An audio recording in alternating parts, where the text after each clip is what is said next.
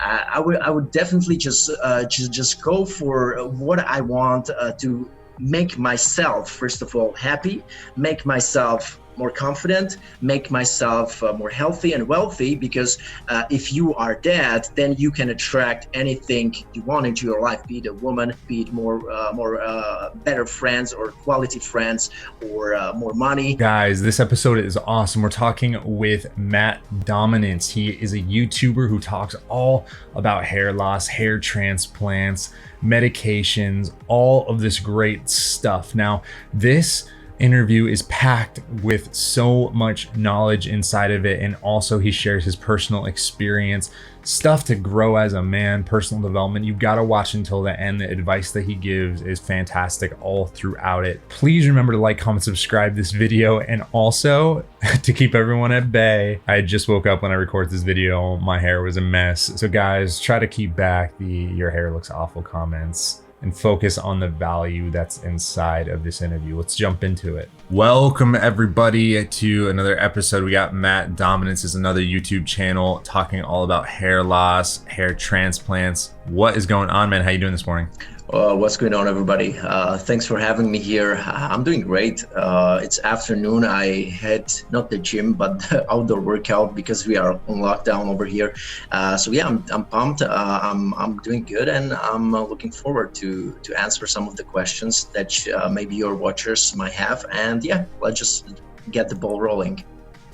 Let's just get into it. No more of this sweet talk, man. Exactly. I'm done with this. Yeah. All right, man. So take us back. Like, give us your origin story when it comes to hair loss inside of your life.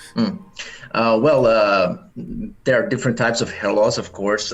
Most of the guys who have hair loss or start experiencing some thinning on the hairline recession and crown recession, it's usually androgenetic alopecia, AGA, and that's something that I have, and I started experiencing that when I was 17, 18. I think it was one summer holidays in Croatia when I started noticing that, and I just had a lot of trouble styling my hair the way I used to. And actually, I was about to hang out with this girl on the beach, and I was like, dude, that something's off, you know? I was just like, shit, I cannot style it properly. It was very nerve-wracking, and that was exactly the point when my hair loss started. And just 2-3 years fast forward from there, I was 20. It was already like pretty bad, actually. It went from like Norwood 0 to, I guess, like Norwood 3 or something. So it was pretty noticeable. Of course, I didn't do anything against that back in the days. I remember I had internet when I was like 17 or 16, pretty late. So I didn't research much. I didn't visit any dermatologists. So I didn't even know what type of hair loss I have. But I had it in my family. I've seen my uncles, I've seen my cousin experiencing the same thing. And nobody really said us anything like, yeah, you're balding or anything. It was there, and nobody like cared. So we just went with it. And deep inside, we felt, of course, insecure. We felt like we had to do something maybe with it, but we didn't do anything with it. We didn't even talk about to each other, me and my cousin. I was like Norwood 3, he was Norwood 4. He was also 1 year older than me, so pretty similar situation. But we kind of played it tough, I guess, and didn't do anything against it until I was, I think, 23 or something. That was the time when I started researching about transplants, about medication and stuff like that. Yeah, so did you have some diffuse thinning? Were you like a diffuse Norwood 3, or was it you were just like hardcore, whoop, lost it? No.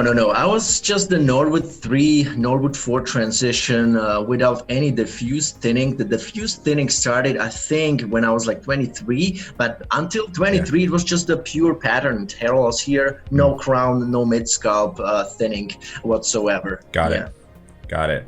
Yeah, well, I'd like to point out to all the viewers out there, it always starts with a girl or a guy. It's always a girl or a guy. We're trying to impress them, then we realize, and something happens, and then it's a moment.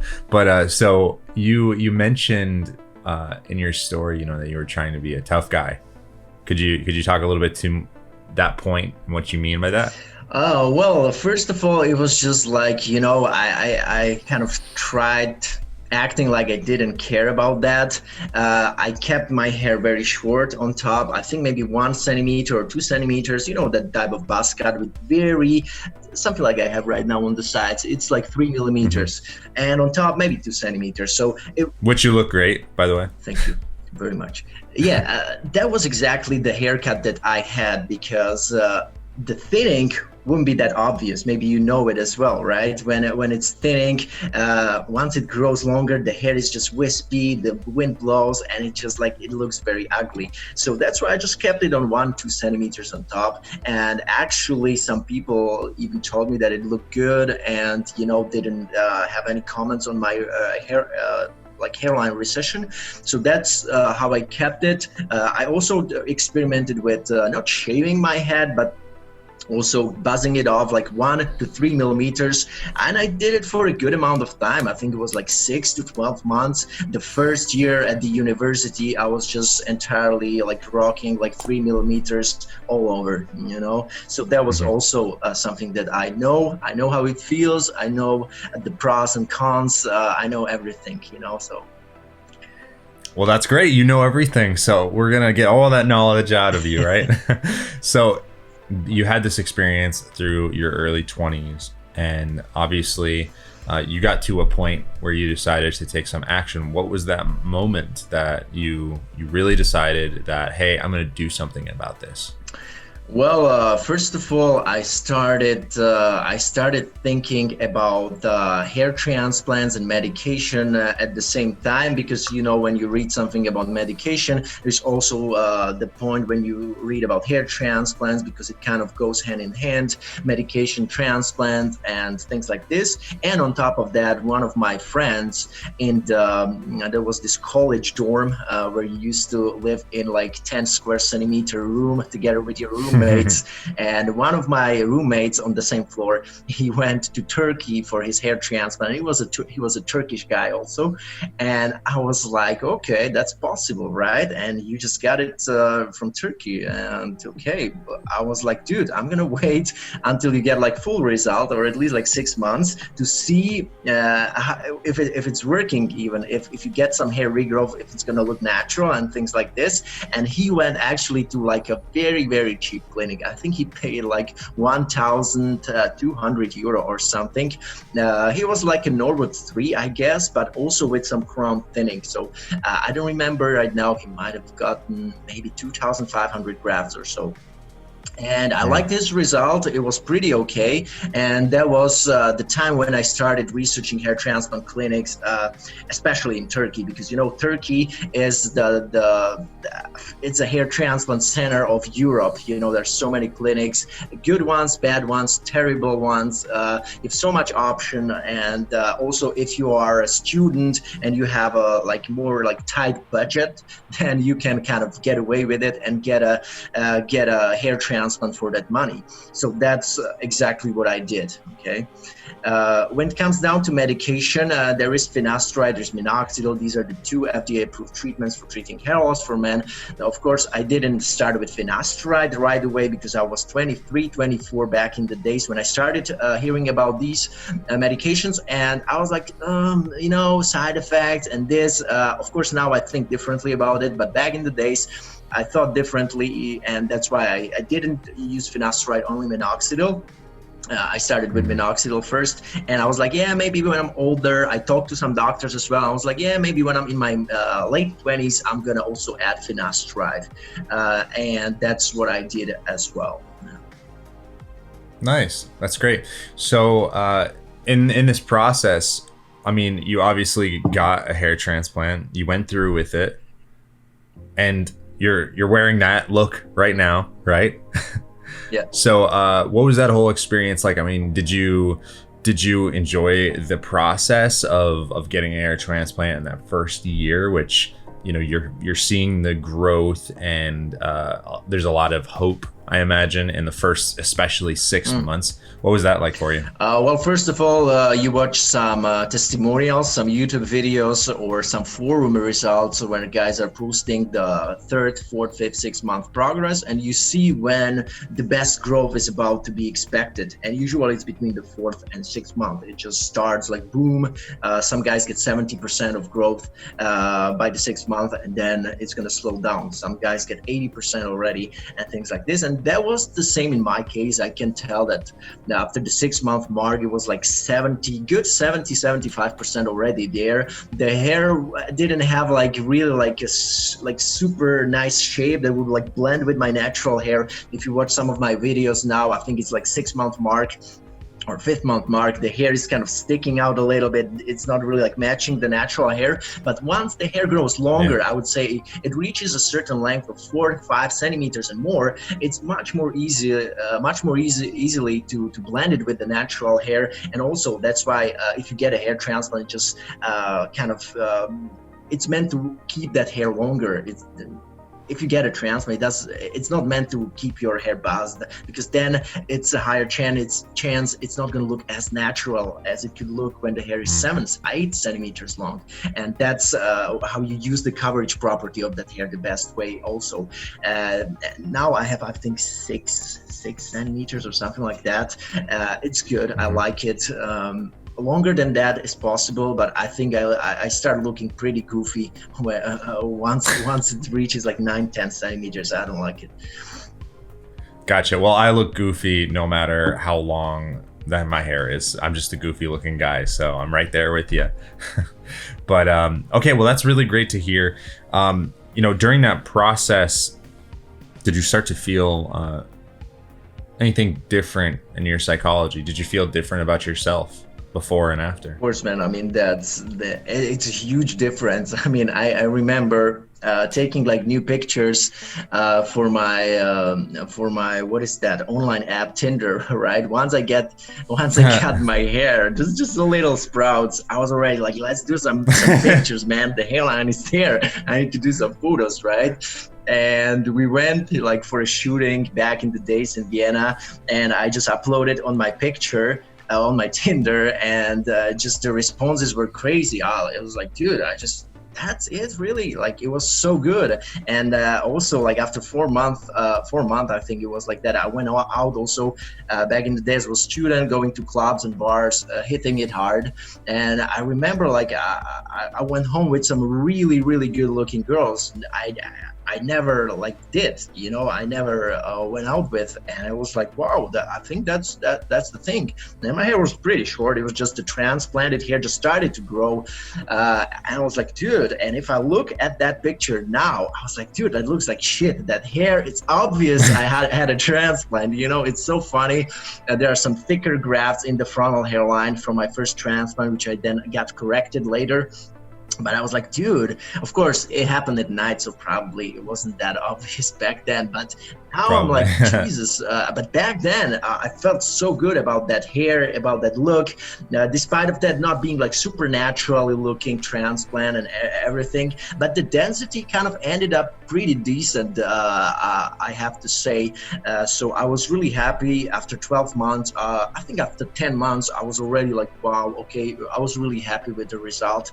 And it was the confidence that you get from it. You don't need to kind of, I used to do all of these like positive thinking stuff, affirmations, which I'm still doing, but I also did it like, I look good, I'm confident. Back in the days when I was like balding, which you can do, but now it feels more right because you see it and you just believe it, and it's like, yeah, you do look good. You know what I mean? So that was just.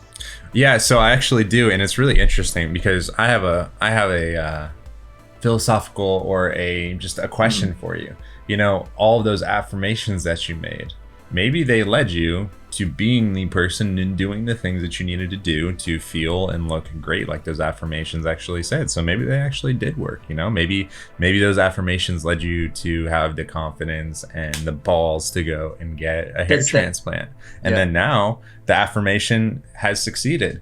The reason that, like, I'm saying that as a joke, but also to the point of I think that a lot of men understand and resonate with that feeling of feeling like they're either not attractive or they're not as attractive as they want to be, and they don't feel good about their hair loss, and it's very easy, and it's okay if a person chooses to just like shave their head or to not do anything about it. But I think a lot of people just let themselves stew in that unhappiness and try affirmations, and affirmations are great, but not take any action to go along with affirmations.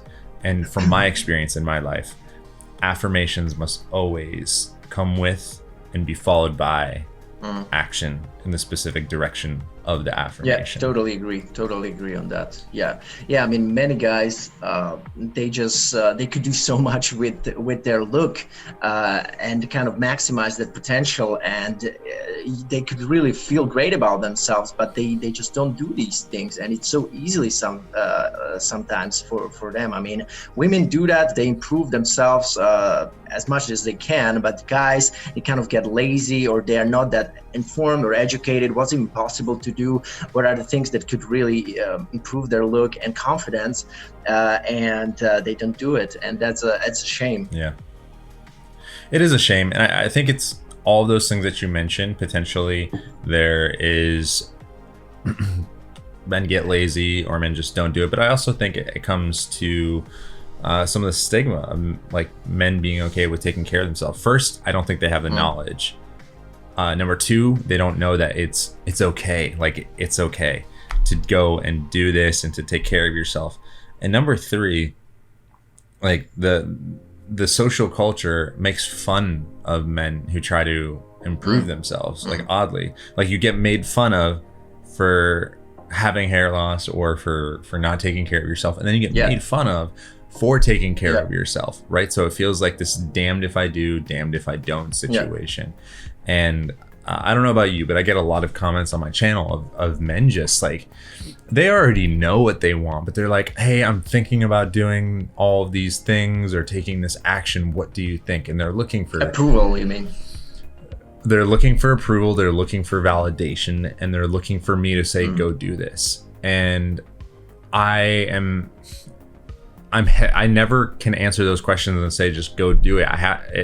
Because what I see in that moment is that if I have to give them validation, someone else can take it away just as easily. They have to have an internal validation and say, I'm going to go do this for me. And I'm going to do this that way I can love myself to the greatest ability that I can love myself. And this is something that I want to do, and I don't care what anybody thinks.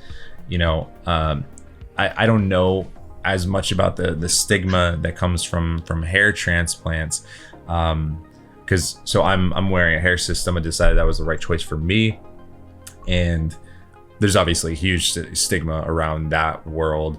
I've talked with some people that have gotten hair transplants, and it seems like there's a similar stigma that maybe not as much. I would like to hear your feedback on that, but regardless of all of that, you went back, you were talking about when you were first getting results from your hair transplant, you went out clubbing, your results with the ladies and all this kind of stuff, and I don't think one of them cares what you did or if you did anything, because like, you were more confident. Number one, you felt better about yourself, potentially you looked better, and all those factors added up to a point where there's like, I don't care, it's just this person is this person, and they don't think about your individual choices or what you've done or surgeries you've had or anything like that. Everybody, when every first impression, everybody just sees the finished product, you, and that's how it is. Nobody sees the history, the background, and that's how it always is. That's what we see, that's what we interpret. Okay, you could kind of theorize what that person might have done or not, but at the end of the day, just he looks good or not good or average, and that's how people judge you, really subconsciously. Of course, some of the people don't have balls, or they don't want to tell anybody, like they don't want to like injure anybody, but that's what people we thinking, right? This is like, if you see a good looking guy with a bad looking girl, women are like, what the hell is this guy doing with this girl? Like, he could do better. And things like that. Of course, subconsciously they're not going to talk about it like that. That's how we judge other people. And also on the point, I mean, about the stigmas that you said, like, also if you get a transplant or hair system, I mean, as a guy, there's so much pressure onto you, and you always you have to like justify yourself, like that you want to do this thing in a like in a non-homo way or whatever, like all these justification. You have to justify that, like totally bullshit. You just do it. You just get a transplant, you fix this. It doesn't have to be in a non-homo way. You just do it like this. Non-homo way, it's pointless. You just do it, feel better, feel more confident, and that's how you rock. That's it. Yeah, and that's where I'm trying to bring the culture, and I'm sure that you share in this mission yourself. But I want to make it okay for men of whatever choice that they make to feel like they can go out there and improve themselves and be better men. It started with hair loss and that subject for me, but overall, this pertains, I find, in every single avenue of life. That if you want to go be a better man in that area, great, do your affirmations, have a goal and a vision, and go and execute, go take some action. Sitting in complacency, sitting in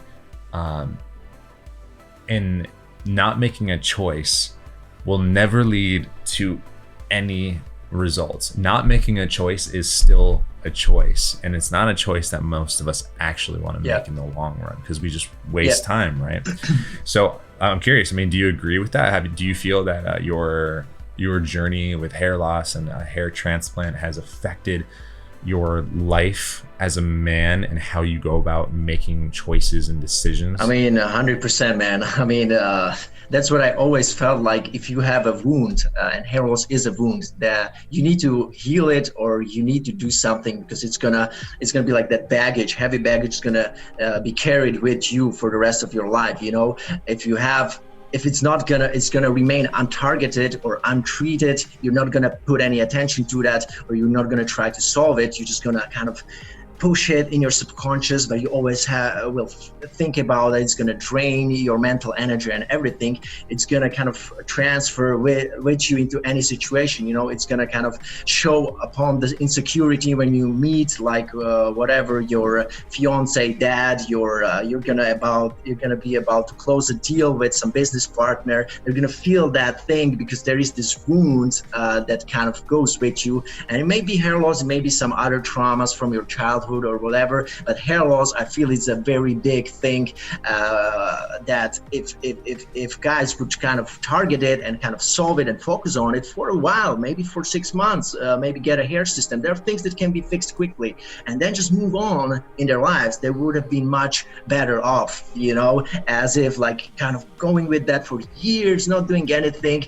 and you become a different person, man. You become different person, because if you don't pay attention to that, it's gonna kind of change the way you think, the way you feel about yourself, the way you think other people are thinking about you, and it's just gonna be, you're gonna become a different guy. That's it. Yeah. So the earlier you kind of solve it, the higher the chance is that you actually become confident, charismatic, go-getter, more assertive in your thoughts, into things that you want in life, and you'll also create stronger boundaries around you, and you will just also expect other people to treat you better.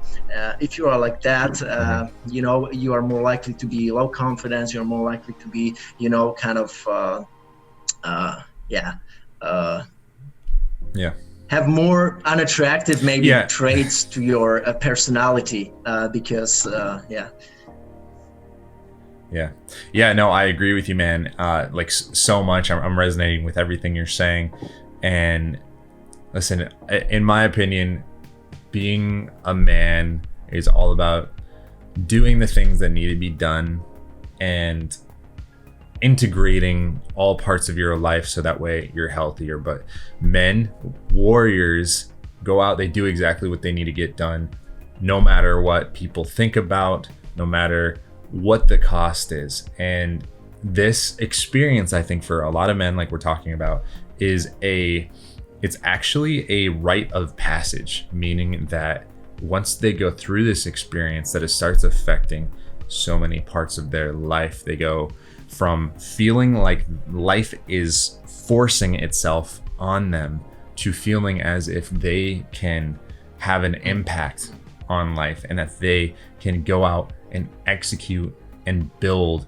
and create, and they don't have all those insecurities. When I look back at my experience, I avoided my hair loss for basically like 5 or 6 years, and I changed as a person in those years. I became less confident, I became less extroverted, I became all of my tendencies and habits changed. The way that I acted in public, how often I would go out and socialize, completely shifted. And I look back and I think, man, like, I don't have any regrets because it's led me to where I am. And I think that I'm on a particular mission now because of that experience. But I don't wish that on men to go through that process and to lose those years. Like, time is precious, and we never deserve to feel less than all that we are capable of.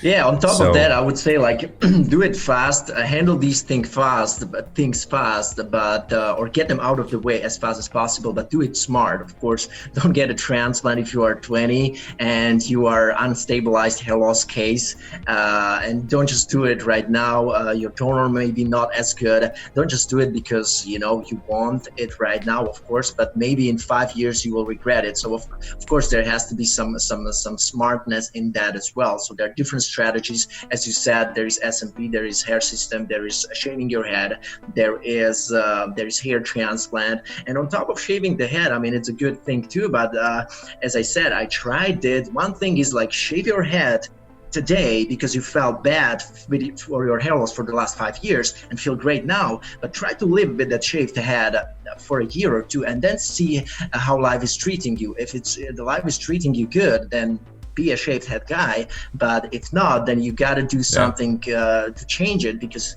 many of the guys who shave their heads, they also sooner or later they may kind of get interested in SMP or hair system, because it just, you know, the hair is hair, or maybe some illusion of you know, some hairline with SMP is just better than the shaved head look itself, which is like shining on the sunlight.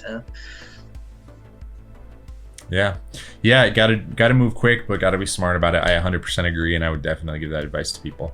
Well, is there anything that you would really like to leave, you know, my audience with as a thought, whether it's related to hair loss or just being a better man, anything whatsoever that we haven't covered before I send you off and give you a big thank you for spending some time? We guys from 18 to even 30, some guys even 35, we tend to kind of, I would say, pay too much attention to these social norms and what the society kind of tells us to do or not to do as a man. And nowadays, with all that feminizing and women kind of having their word in the society and politics, there are many like polarizing opinions on what a man should be or what a masculinity should be. Should it be somebody who goes for what he wants, you know, gets different fixes for his life situation, be it look-wise or internally in your health, or is it somebody who is just pleasing the woman, somebody who he's being a good boy, whatever, and like a dog doing everything that the woman says. And I feel like many guys who are 18, 20s, in their early 20s nowadays watching this video, maybe even, they're really thinking strongly about these ideas, and I think they're also then much more easily to get influenced by these ideas. And I think we need much more stronger community of this old school masculinity that used to be there in the 1950s, right? Of course, the guys weren't getting like hair transplants as they're getting nowadays. But I think these men back in the days, who knows if hair transplants and all these fixes would have been so great as nowadays, looking so natural. I think many guys would have done it, and they wouldn't be like laughed at as much as nowadays, I guess. So I would definitely just go for what I want to make myself, first of all, happy, make myself more confident, make myself more healthy and wealthy, because if you are that, then you can attract anything you want into your life, be it a woman, be it more better friends or quality friends, or more money. You're going to be able to do it much more easily because your default setting is much more healthy. You are well balanced from the inside, from the outside.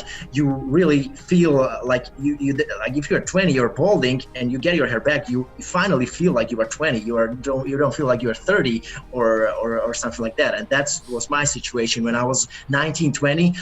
Girls in the clubs, they were guessing me like 27, 28. And now with hair, I'm 28, and some people are guessing me 25, 26. So it was a weird mismatch also for me, and it really messes with your thoughts and personality. And really, as we said, if you don't target that, if you don't solve that, it can really carry with you, and it can make you do many bad decisions in your life, and will make you become a different person, which may not be the best for you. Love it, man. Well, thank you so much for spending time with us today, all the way from the Czech Republic. Really appreciate it. Everybody, please go check out Matt Dominance's channel. I'll have a link in the description below.